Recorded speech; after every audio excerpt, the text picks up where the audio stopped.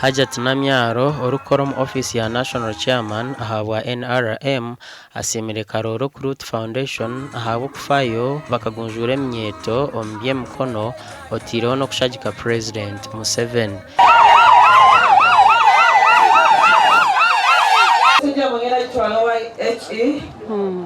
Chairman wa NRM His Excellency Dr. Museveni Buhabura. Atera tewaba abalimba ntitakomawo.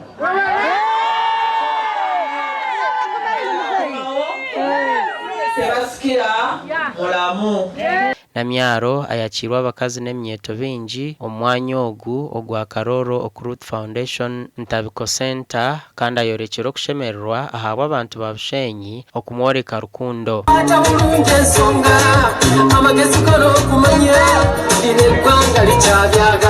We Team Karooro, Team Hassan Wasaja.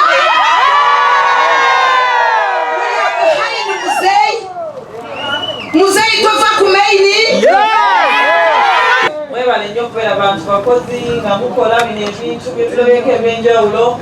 Madensa wa wiiki ejja abakola ndabeho wali nga mwine ekyalaani kimu tugenda bongera ebyalaani bibiri.